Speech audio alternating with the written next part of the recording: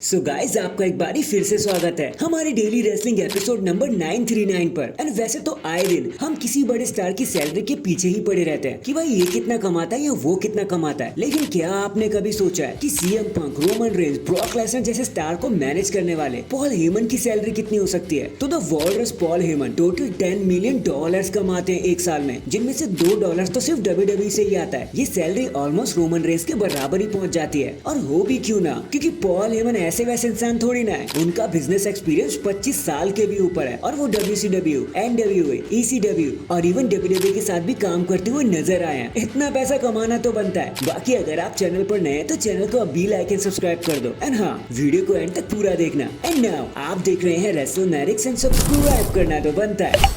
अगस्त 12, 2024 को हमारे प्यारे केविन ओवेंस मस्ती से सेलिब्रेट कर रहे थे, क्योंकि उन्हें केविन स्टीन से केविन ओवेंस बनते हुए पूरे के पूरे 10 साल हो चुके हैं। 10 इयर्स हो चुके हैं। आज से 10 साल पहले वो रिंग ऑफ ऑनर को छोड़कर NXT में ट्राई आउट्स के लिए आए थे, जिसके बाद उन्होंने दुनिया भर की चीजें कर दी WWE में, जो एक प्राइम टाइम प्लेयर ही कर सकता है। वो टैग टीम चैंपियन बने, यूनिवर्सल चैंपियन रहे, NXT चैंपियन रहे, United state and intercontinental champion रहे, जो उन्हें ग्रैंड स्लैम चैंपियन भी बना देता है। और वो 2 बार ही रेसलमेनिया नाइट 1 को मेन इवेंट कर चुके हैं। WrestleMania 38 with stone cold and WrestleMania 39 with उन्हीं के ब्रदर सैमी ज़ेन के साथ। तो अगर अभी तक नहीं कहा है तो भाई अब क्या, तो किसका इंतजार कर रहे हो?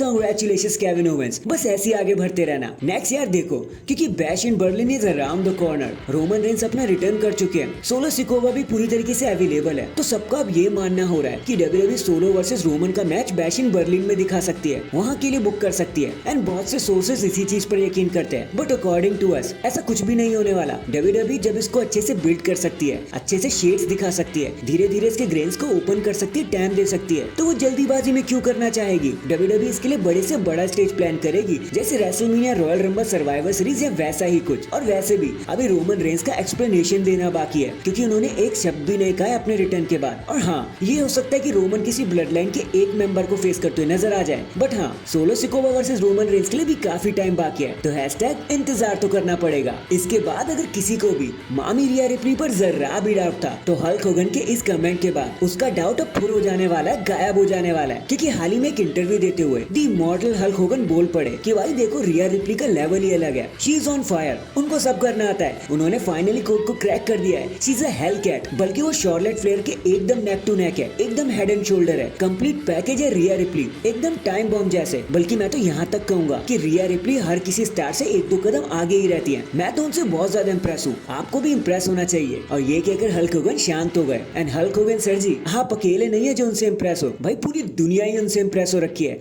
#Mom is always on the top. Next हमने देखा कि कैसे ब्रॉन्सन रीड ने आफ्टर द मैच R-Truth को 5-6 बार सुनामी लगा दी। वो ढेर हो गए थे, देखने में काफी अनकंफर्टेबल हो गया था माहौल। एंड लग भी रहा था कि R-Truth देखो इंजर्ड हो चुके हैं। और वैसे ही देखो कुछ हो भी गया, क्योंकि खुद ही R-Truth ने एक पोस्ट करते हुए बता दिया कि crack ribs and internal bruising, जिसका मतलब साफ है कि वन वे और दी अनदर R-Truth अब पिक्चर से बाहर हो चुके हैं। ऑसम ट्रुथ की टीम पर अब ग्रहण लग चुका है। अब तो ऑल द बेस्ट है R-Truth, बस अब जल्दी से ठीक हो जाओ, क्योंकि हम नहीं चाहेंगे इस एज में आके आपको जरा भी कोई इंजरी हो जाए। तो गेट वेल सून बड़ी। इन दी एंड देखो ऐसा है कि रेंडी ऑर्टन WWE में अपने पूरे 20-22 साल पूरे कर चुके हैं, और वो गंथर से भी लड़ने वाले हैं for the world heavyweight championship. और हाईली लव स्टार कहा जाता है उन्हें, एकदम ग्रेटेस्ट ऑफ ऑल टाइम। तो WWE ने सोचा क्यों ना 20-22 साल को 25 सालों में बदल दिया जाए। इसलिए लास्ट मंडे नाइट रॉ के बाद इमीडिएटली ऑर्टन ने एक नया कॉन्ट्रैक्ट साइन कर लिया WWE के साथ, जो पूरे 5 साल और चलेगा। मतलब ऑर्टन के फैंस की तो चांदी चांदी हो गई। ऑर्टन अभी 44 साल के हैं और एज 50 तक वो WWE के साथ ही रहने वाले हैं, जिसका मतलब ये भी है कि वो 2030 तक WWE के साथ रहेंगे। और इसी बात पर 2 वर्ल्ड चैंपियनशिप और लाना तो बनता है।